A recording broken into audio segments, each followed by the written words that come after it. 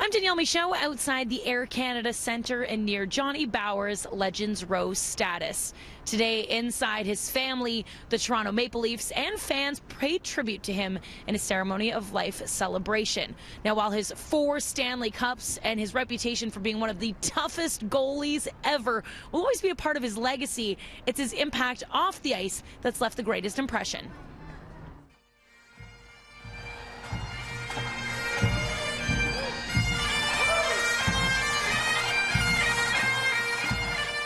We thought that we understood the impact of Grandpa, or JB as we like to call him, that he had on so many people. But that has changed over the past week with the outpouring of love and support from Maple Leafs and hockey fans from around the world. We have been overwhelmed by your emails, your tweets, phone calls, and letters. Thank you. Growing up, we all knew of the legend and the name Johnny Bower. 3.5 years ago, when I joined his team, the Toronto Maple Leafs, I was lucky enough to get to know the man. Joe had spoken earlier about having heroes. It really is incredible when the legends or the heroes that you see from afar and then you get to meet up close actually surpass the level that you already had them placed on. And Johnny was that kind of a man. He was 33 before he became our regular goaltender, and then he played for us for over 10 years. Our team in the 60s sought glory. We had guts, we had determination, we played for each other, and we won 4 Stanley Cups. John was a huge reason for all of those victories, as he actually became the face of the Maple Leafs. Johnny Bower was loved. He will be dearly missed, and he'll never be forgotten.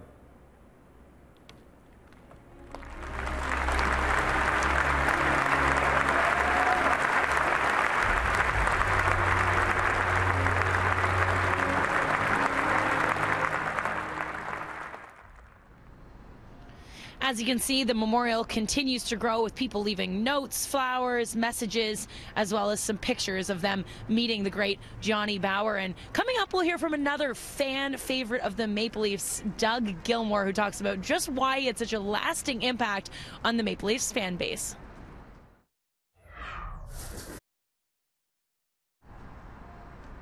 I'm Danielle Michaud outside the Air Canada Centre, where today inside they held a celebration of life for the great Johnny Bower. And it was only a few weeks ago, maybe 4 or 5, that Johnny Bower made a visit at Sunnybrook Hospital with some of the veterans that were there. And there were other Maple Leafs on hand, including Darcy Tucker and Nazem Kadri. But when they were announced on stage, who do you think got the biggest ovation?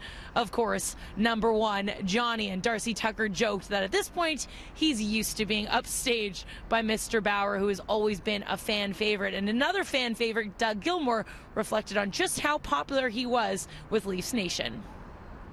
What are we here, 7 million people in this area? I bet you Johnny knows 4 million of them. It's just everybody's coming back and telling stories how he's met him, and that's who Johnny was. He was just he would go, whether it was at a mall, wherever it was, he's there to say hi to everybody. And I've done shows with him and different things, and he just sits there and smiles. One of the things that's always touched me, when Johnny's introduced in this building or back in Maple Leaf Gardens, the ovation he got was better than any other player, and deservedly so. And fans loved him, teammates loved him because of who he was as a person, not who he was as a player. And he was one of those guys, if you met him for the first time, he'd look you in the eye, he'd take time, give you a smile, give you a hug or a picture or an autograph, and you would go away feeling touched by Johnny Bower. You got 100% from him, you know. Even when he couldn't see so good near the end, he knew where to stand. He knew that if the guy was over there in that board, I got to be one step over here, or if he's over, if we're this far, I got to, you know.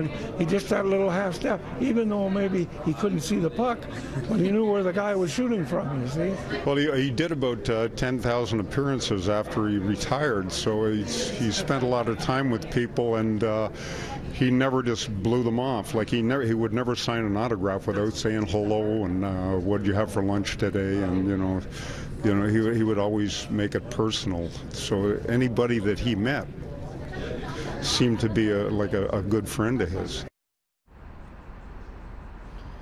Johnny had absolutely no ego, and every time he met anyone, he made sure he left a lasting impression. And while McKenny mentioned that there, he also had a pretty funny story about how sometimes Johnny Bower, his good friend, could be too nice. You can check that out if you head to the City News Twitter or my Twitter at CityNews Show.